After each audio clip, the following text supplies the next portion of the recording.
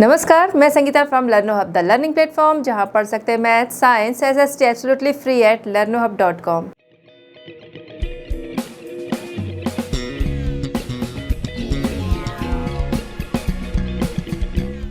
बच्चों, आज हम आपके लिए लाए हैं NCERT solutions for class 8। Topic हमारा है from trade to territory the company establishes power, question number 1 to 9।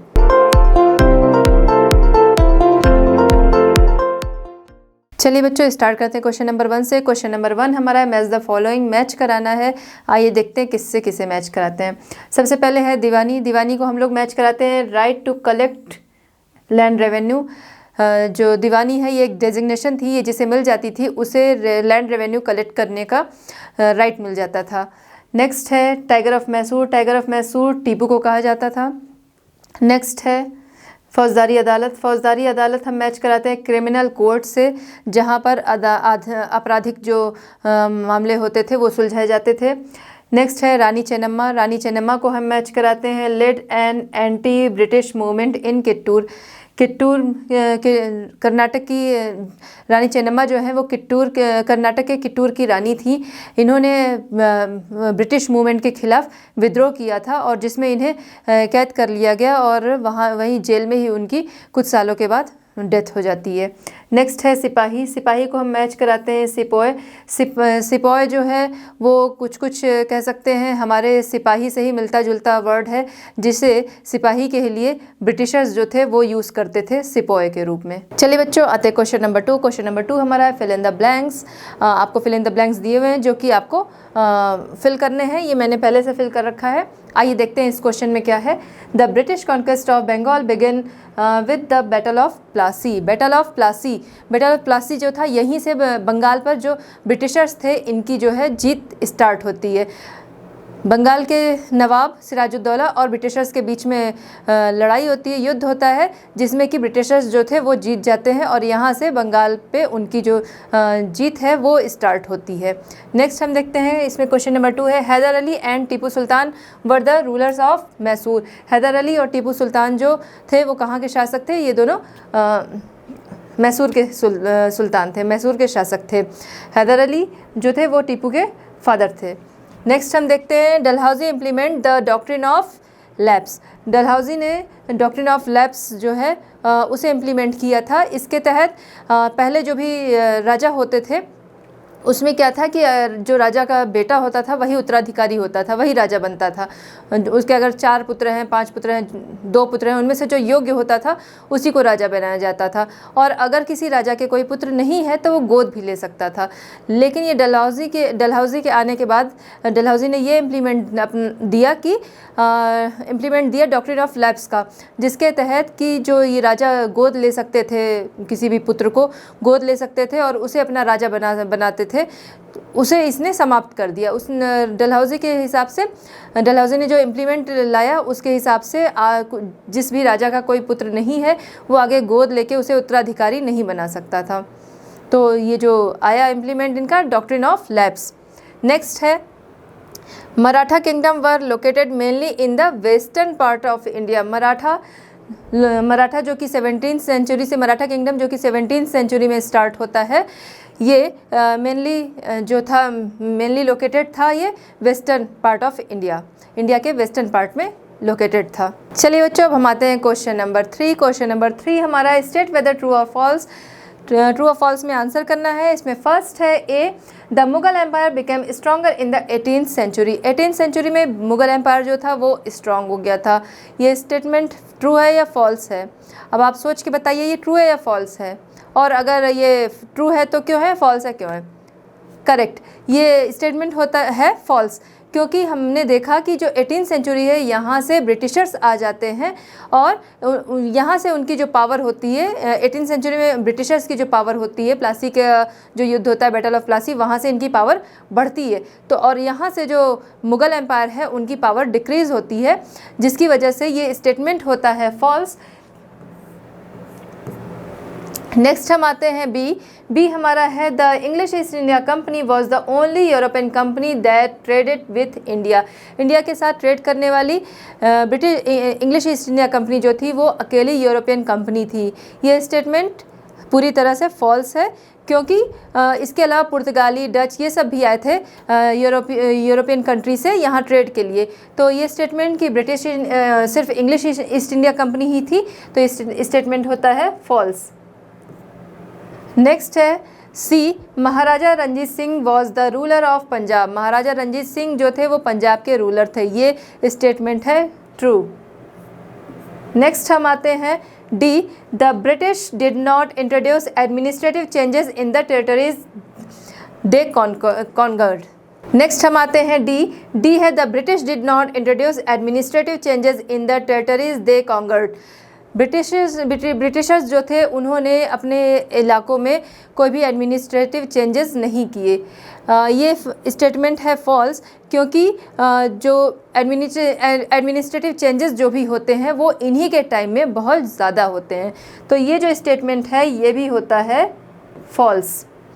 तो इस तरह ये कंप्लीट होता है हमारा सेक्शन। चलिए बच्चों देखते हैं नेक्स्ट क्वेश्चन। क्वेश्चन 4 हमारा है what attracted European trading companies to India. India से क्यों अट्रैक्ट हुए European companies? The reason that attracted European trading companies to India were, यहाँ कुछ रीजंस हैं जिनकी वजह से यूरोपियन जो ट्रेडिंग कंपनीज थी वो इंडिया से अट्रैक्ट हुए। European trading companies were looking for new lands from which it could buy goods at a cheap price and carry them back to Europe to sell at higher price.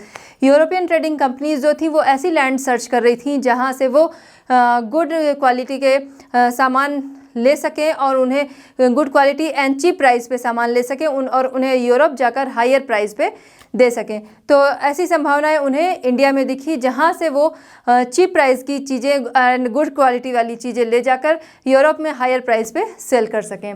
Next हमारा the fine qualities of cotton and silk produced in India had a big market in Europe. India में cotton और silk जो था वो बहुत ही अच्छी quality का मिलता था और उन्हें कम प्राइस में, चीप प्राइस में मिल जाता था और उन्हें जाके जिसकी कि यूरोप में बहुत ज़्यादा डिमांड थी उसे जाकर यूरोप में वो सेल करते थे। नेक्स्ट हमारा है pepper cloves, cardamom and cinnamon too were in great demand. These were the reason that attracted European trading companies to India. European countries India की ओर इंडिया के मसालों की वजह से भी अट्रैक्ट हुए जो कि जिनकी डिमांड यूरोप में बहुत ज़्यादा थी। पेपर क्लोव, काली मिर्च हुआ, यहाँ की मिर्च हुई, या तरह तरह के मसाले जैसे लौंग है, इलायची है, दालचीनी है, इन सभी की वहाँ पे यूरोप में बहुत ज़्यादा डिमांड थी। ये सब कुछ रीजंस हैं जिसकी वजह से यूरोपियन ट्रेडिंग कंपनीज जो हैं वो इंडिया की तरफ अट्रैक्ट हुई। चलिए बच्चों आते हैं next question, question number 5। Question number 5 हमारा है what were the areas of conflict between the Bengal nawabs and the East India company. East India company और बंगाल नवाब के बीच में किस बात को लेकर मतभेद थे? आइए आंसर देखते हैं। The reasons that caused the conflicts between Bengal nawabs and East India company were. Bengal नवाब और ईस्ट इंडिया कंपनी के बीच इन बातों को लेकर मतभेद थे, वो कारण इस प्रकार है। आइए देखते हैं। इसमें फर्स्ट है nawab refuse to grant the company concession. जो ईस्ट इंडिया कंपनी थी वो ट्रेड के बदले जो टैक्स पे करना था उसमें वो कंसेशन चाहती थी या फिर वो टैक्स को पूरी तरह रिमूव करने के लिए कह रही थी, जिससे कि बंगाल के जो नवाब थे उन्होंने उनकी इस डिमांड को रिफ्यूज़ कर दिया। नेक्स्ट है demanded large tributes for the company's right to trade. Company से उन्होंने बंगाल के नवाब ने कंपनी से ट्रेड के बदले बड़े नजराने मांगे, मतलब कुछ गिफ्ट दें या फिर टैक्स भी बढ़ाएं, इन चीज़ों के लिए उन्होंने डिमांड की। नेक्स्ट है denied it any right to mint coins and stopped it from extending its fortification. Bengal नवाब ने उन्हें ऐसा ना करने पे, नजराने ना देने पे या जो टैक्स मांगा जा रहा है वो ना देने पर उन्हें सिक्कों की जो ढलाई वो करते थे उससे मना कर दिया। उसके अलावा वो अपने ट्रेड को बढ़ाने के लिए किले बना रहे थे, उस किले को बनाने पर उन्होंने रोक लगा दी। नेक्स्ट है Nawabs claimed that the company was depriving the Bengal government of huge amounts of revenue and undermining the authority of the Nawab. नवाब का आरोप था कि जो कंपनी है उसने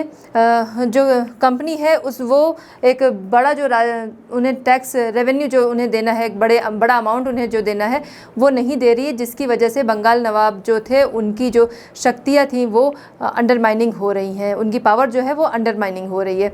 नेक्स्ट है it was refusing to pay taxes, writing disrespectful letter and trying to humiliate the nawab and his officials. नवाब का कहना था कि जो कंपनी है वो उनके लिए डिसरिस्पेक्टफुल लेटर लिख रही है, उनके लिए, बंगाल नवाब के लिए, और उनके लिए डिसरिस्पेक्टफुल लेटर लिख रही है, अपमानजनक लेटर लिख रही है, और जिसकी वजह से जो बंगाल नवाब हैं और उनके जो ऑफिसर्स हैं उनकी जो छवि है वो ख़राब हो रही है। नेक्स्ट है, the company declared trade could flourish only if the duties were removed.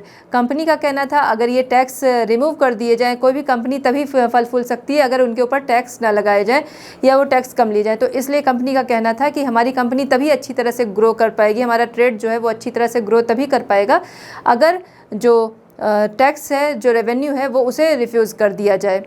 तो ये कुछ रीजंस थे जिनकी वजह से बंगाल नवाब और ब्रिटिशर्स के बीच में मतभेद थे। चलिए बच्चों, नेक्स्ट हम आते हैं क्वेश्चन नंबर 6। क्वेश्चन नंबर 6 हमारा है, how did the assumptions of Deewani benefit the East India company. East India company को दीवानी मिलने के बाद से, दीवानी पद जो उनको मिलता है उसे मिलने के बाद से उन्हें क्या फ़ायदे होते हैं, आइए देखते हैं जो उन्हें बेनिफिट मिलते हैं। Diwani benefit the East India company, जो दीवानी से उन्हें बेनिफिट्स मिलते हैं वो इस प्रकार हैं, आइए देखते हैं। Diwani allowed the company to use the vast revenue resources of Bengal. दीवानी मिलने से जो बंगाल के बड़े रिसोर्सेज थे वो कंपनी के अधिकार में आ जाते हैं। नेक्स्ट है, they solve a major problem, they had to buy most of the goods in India with gold and silver. अब जो ये ट्रेड करते थे इंडिया के साथ गोल्ड और सिल्वर के बदले में, तो जो ये इन्हें दीवानी पद मिल जाता है तो इनके पास अच्छा खासा रेवेन्यू यहाँ का और रिसोर्सेज आ जाते हैं, इनके कब्ज़े में, इनके अधिकार में आ जाते हैं, जिसकी वजह से अब जो ये यहाँ से जो भी चीज़ें बाई करते थे उसके लिए इन्हें जो पे करना पड़ता था, इनके पास और कुछ नहीं था, ये गोल्ड और सिल्वर से यहाँ की चीज़ें जो था वो बाई करके ले जाते थे और उन्हें यूरोपियन कंट्री में सेल करते थे। अब जो उन्हें ये ट्रेड करना था कि यहाँ से बाई करके वहाँ सेल करना है, लेकिन ये बाई करने के लिए जो गोल्ड और सिल्वर का यूज़ करते थे, ये वाली प्रॉब्लम इनकी सॉल्व हो गई, क्योंकि अब वो जो यहाँ से कलेक्ट होता था उसी से बाई कर सकते थे। नेक्स्ट है, the outflow of gold from Britain slowed after the battle of Plassey and entirely stopped after the assumptions of diwani. अब क्या होता है कि बैटल ऑफ प्लासी जब होता है, जो इनका नवाबों का और ईस्ट इंडिया कंपनी के बीच जो फाइट हुई थी उसमें ईस्ट इंडिया कंपनी जो होती है वो जीतती है, तो वहाँ बैटल ऑफ प्लासी जो होता है वहाँ से काफ़ी कुछ इनके अधिकार में खुद ही आ जाता है। और लेकिन जब ये उन्हें ये दीवानी पद मिल जाता है उसके बाद से उनका ये जो अधिकार होता है वो और बढ़ जाता है, जिसकी वजह से जो जब बैटल ऑफ प्लासी हुआ, इन्हें वहाँ पे जीत मिली, उसकी वजह से जो ये ब्रिटेन से गोल्ड और सिल्वर लाते थे उसकी जो गति थी वो मतलब थोड़ा कम मात्रा में इन्हें लाना पड़ता था, जो इतना ज़्यादा आता था उसमें थोड़ी कमी आई। लेकिन ये जो दीवानी पद मिल गया उसके बाद से ये चीज़ एकदम स्टॉप हो गई, उन्हें वहाँ से कुछ भी लेने की ज़रूरत नहीं थी, अपनी कंट्री से गोल्ड और सिल्वर लाने की ज़रूरत नहीं थी, यहीं से उन्हें अच्छा खासा अमाउंट मिल जाता था, जिसकी वजह से जो भी चीज़ें इन्हें यहाँ से चाहिए थी ट्रेड के लिए वो बिना अपनी सिल्वर और गोल्ड लगाए हुए ही काम इनका हो जाता था, यहीं से ही वो चीज़ें, यहीं की चीज़ों से ही बाई कर लेते थे। नेक्स्ट है, now revenues from India could finance company expenses, these revenues could be use to purchase. अब जो इंडिया से इन्हें रेवेन्यू मिलता था उसी से कंपनी के सारे खर्चे जो होते थे वो पूरे हो जाते थे। अब उन्हें अलग से और उसी से इनका खुद के भी खर्चे चल जा रहे थे, और उसके अलावा जो इन्हें ट्रेड करना था वो भी यहीं से इनकी पूरी हो जाती थी। उसके अलावा है, cotton and silk textile in India, cotton and silk यहाँ से वो ले जाते थे, मसाले ले जाते थे तरह तरह से के, तो वो सारी चीज़ें अब वो इन्हीं रेवेन्यू से, इन्हीं रिसोर्सेज से जो इनके पास आमदनी होती थी उसी से ये चीज़ें ये लेने लगे, अपना गोल्ड और सिल्वर अब नहीं लाना पड़ता था। नेक्स्ट है, मेंटेन कंपनी ट्रूप्स, जो इनके पास रेवेन्यू आता था इसी से ये अपनी जो आर्मी थी उसकी भी सैलरी देना, उनकी देखभाल करना वो इसी से करने लगे। And meet the cost of building the company fort and offices at Calcutta, जो इनकी बिल्डिंग बन रही थी कलकत्ता में, जो इनका ऑफिस बन रहा था, इनके जो किले बन रहे थे, वो सारे जो खर्चे थे वो इनके यहीं से दीवानी पद मिलने के बाद यहीं से वो पूरे होने लगे। तो ये जो बेनिफिट्स हैं वो दीवानी मिलने के बाद से उनके ये बेनिफिट्स जो होते हैं वो और बढ़ जाते हैं। चलिए बच्चों, नेक्स्ट हम देखते हैं क्वेश्चन नंबर 7। क्वेश्चन नंबर 7 हमारा, explain the system of subsidiary alliance. Subsidiary alliance को एक्सप्लेन करना है। सब्सिडियरी अलायंस क्या है? सब्सिडियरी अलायंस जिसे सहायक संधि कहते हैं, जिसके तहत जो ब्रिटिशर्स थे उनके और जो यहाँ के रूलर्स थे उनके बीच में कुछ समझौते होते हैं जो इस प्रकार हैं, आइए देखते हैं। System of subsidiary alliance, those who accept the term will have to serve the interest of the company. जो भी इस सहायक संधि को, जो भी सब्सिडरी अलायंस को एक्सेप्ट करेगा, उसे टैक्स देना पड़ेगा कंपनी को। अब ये सब्सिडरी अलायंस जो था वो कोई भी जो रूलर था वो अपने से एक्सेप्ट नहीं करता था, ज़बरदस्ती उसे एक्सेप्ट करना पड़ता था इस चीज़ को। तो जो भी इसे एक्सेप्ट करता था उसे कंपनी को टैक्स देना होता था। इसके अलावा Indian rulers will not be allowed to have an independent army. अब जो ये सब्सिडरी अलायंस को एक्सेप्ट करता था उसे अपनी खुद की आर्मी रखने की छूट नहीं थी। अब वो कैसी आर्मी रखेगा? Ruler must have a resident in the court. वो कंपनी के द्वारा दी गई आर्मी को रखेगा और उनके रेजिडेंट में, उनके कोर्ट में, उनके दरबार में कंपनी के एक रेजिडेंट का होना ज़रूरी था जो कि उनके दरबार में हमेशा बैठेगा। Company officials started interfering in the internal affairs of the states. Company के जो ऑफिसर्स हैं वो स्टेट के जो भी इंटरनल अफेयर्स होंगे उसमें वो पूरी तरह से इंटरफेयर कर सकेंगे, उसमें इंटरफेयर करने की उन्हें पूरी छूट होगी। Everything the officers wanted to decide. जो कुछ भी वहाँ डिसाइड होगा, कब किस पद पे बैठाना है, कब किसे हटाना है, कब किसे कहाँ भेजना है, ये सारी चीज़ उस कंपनी के जो रेजिडेंट होंगे, जो कंपनी के ऑफिसर्स होंगे, वो ये सारी चीज़ें डिसाइड करेंगे। वही चीज़ें मानी जाएंगी जो उनके ऑफिसर्स जो हैं वो डिसाइड करेंगे। नेक्स्ट है the rulers whose security will be on the company, they will pay the fee to they will pay the fee to the company in the event of non-payment of fee. The company will take away the revenue area equal to the fee from the ruler as a penalty. अब जो ruler को उन्होंने अपनी army दी हुई होती है उसकी फ़ी उस रूलर को पे करनी होती है। अगर किसी वजह से वो रूलर उस फ़ी को पे नहीं कर पाता है तो उस फ़ी के अमाउंट के ही बराबर जो भी उनका रेवेन्यू लैंड होगा उसे पूरी तरह से ये कंपनी जो है ये टेक अवे कर लेगी। पूरी तरह से उनकी जो रेवेन्यू लैंड होगी रूलर की उसे कंपनी पूरी तरह से टेक अवे कर लेगी और एज अ पेनल्टी। तो ये कुछ लाइनें हैं जो कि सब्सिडरी अलायंस के तहत आती हैं। चलिए बच्चों, नेक्स्ट हम देखते हैं क्वेश्चन नंबर 8। क्वेश्चन नंबर 8 हमारा, in what way was the administration of the company different from that of Indian rulers. Indian rulers से कंपनी का जो एडमिनिस्ट्रेशन था वो किस प्रकार अलग था। आइए ये देखते हैं। Indian states had organized that administrative and revenue division of their states into several units, but these were not effective.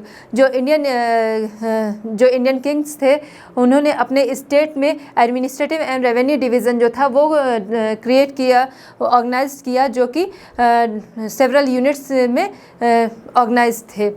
But ये जो उनकी व्यवस्था थी वो बहुत ज़्यादा इफ़ेक्टिव नहीं थी। वहीं दूसरी तरफ हम देखते हैं the other hand the company created new and effective presidency which was ruled by the governor. वहीं हम दूसरी तरफ देखते हैं कि जो कंपनी थी वो उन्होंने नई और इफेक्टिव प्रेसिडेंसी अपनी लाई जो कि रूल्ड होती थी बाय गवर्नर के द्वारा वो रूल होती थी। नेक्स्ट हम देखते हैं the judicial system was not effective under the rule of Indian Kings while the company brought a developed judicial system. जो इंडियन किंग थे उनकी न्यायिक व्यवस्था उतनी प्रभावी नहीं थी, वहीं जबकि जो कंपनी थी उन्होंने एक डेवलप्ड जुडिशियल सिस्टम लाया। और जो इंडियन किंग्स थे उन्हें अपनी पुलिस व्यवस्था, राजस्व व्यवस्था में बहुत ज़्यादा सुधार नहीं किए। और लेकिन वहीं हम दूसरी तरफ देखते हैं कि जो कंपनी ने अपने राजस्व और पुलिस व्यवस्था में काफ़ी सुधार किए। चलिए बच्चों, हम आते हैं next question number 9। Question number 9 हमारा है, describe the changes that occurred in the composition of the company army. Company की जो आर्मी थी उसमें क्या चेंजेस आए, आइए देखते, उसे डिस्क्राइब करिए। आइए देखते हैं changes that occurred in the composition of the company's army. First है, the company recruited professional soldiers who were rural men in place of infantry and cavalry. जो पहले इंडियन किंग्स की जो आर्मी थी उसमें ज़्यादा पैदल और घुड़सवारों की सेना ज़्यादा होती थी, उसकी जगह पे कंपनी ने क्या किया कि पैदल घुड़सवार जो सेना थी, इन्फेंट एंड कैवलरी जो थे, उनकी जगह पे कंपनी ने प्रोफेशनल सोल्जर्स को रखना स्टार्ट किया। द आर्मी वॉज आज to ignore the sentiments of the caste religious community. अब जो कंपनी ये अपने सोल्जर्स रख रही थी, जो रिक्रूट कर रही थी सोल्जर्स, वो जो गांव के ही साधारण इंसान, जो गांव के ही साधारण नागरिक थे, उन्हें भी अपनी सेना में रख रही थी, जिन्हें वो तरह तरह के प्रशिक्षण दिया जाती थी, ट्रेनिंग दिया करती थी। उसमें कंपनी ने उन सभी से जो भी जाति मतभेद हों उन्हें इग्नोर करने के लिए कहा। कंपनी ने बोला इन चीज़ों के लिए हमारे यहाँ कोई जगह नहीं है, उन्हें इग्नोर करने के लिए कहा। ऐसी कोई भी चीज़ उनकी सेना में नहीं होनी चाहिए। नेक्स्ट है the company arm its soldiers with muskets and matchlocks. Company ने अपनी जो आर्मी थी उसे मस्केट एंड मैचलक्स से सुसज्जित किया, या उन्हें मस्केट एंड मैचलक दिए। नेक्स्ट है the soldiers were trend in the European way, taught the discipline of practice. Company ने जो उसकी आर्मी थी उसे यूरोपियन वे में प्रशिक्षण, ट्रेनिंग प्रैक्टिस एंड डिसिप्लिन जो था वो यूरोपियन वे में सिखाया। तो ये जो चेंजेस थे वो कंपनी ने अपनी जो आर्मी थी उसमें किए। तो बच्चों इस तरह से हमारा ये चैप्टर होता है कंप्लीट। मिलते हैं नेक्स्ट चैप्टर नेक्स्ट सॉल्यूशंस के साथ। लर्नो हब फ्री है पर बेस्ट है।